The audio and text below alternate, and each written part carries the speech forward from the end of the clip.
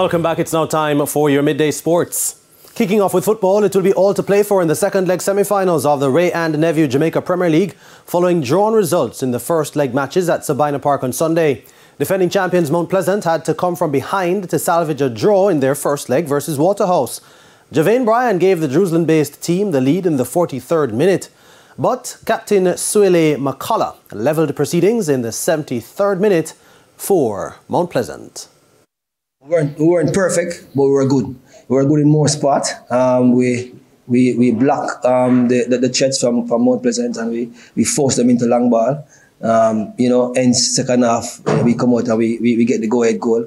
Unfortunately, we give up a goal. I mean, in that period. My disappointment this afternoon would be the final action in the final third. I think we create numerous opportunity, goal scoring opportunity, but we didn't make use of them. Arnett Gardens and Cavalier couldn't be separated either after they also ended one apiece.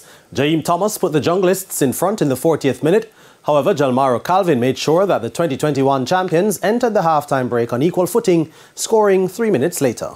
We were there, and we were not seeing things clearly and didn't get to finish those chances that we created. I'm disappointed the way we executed our game plan.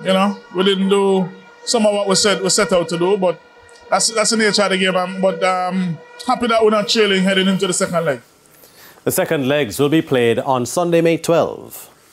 Head of the organising committee for the 2007 ICC T20 World Cup that was staged in the Caribbean, Chris Daring, says he isn't concerned following news that there has been a security threat ahead of the cricket spectacle, the T20 competition, coming up in a month's time. Daring believes that the resources available to the committee for the duration of the tournament is more than sufficient, or they're more than sufficient, to see them stave off any possible threat. Monitoring of all passengers, people coming into the region long before they get here, using an advanced passenger information system that's tied in online, real time with Interpol, with the United States security agencies, and so on. So there's quite a massive apparatus in the region that is monitoring these things that will help to protect us. The two-time world champions, West Indies, are in Group C along with Papua New Guinea, Uganda, New Zealand and Afghanistan.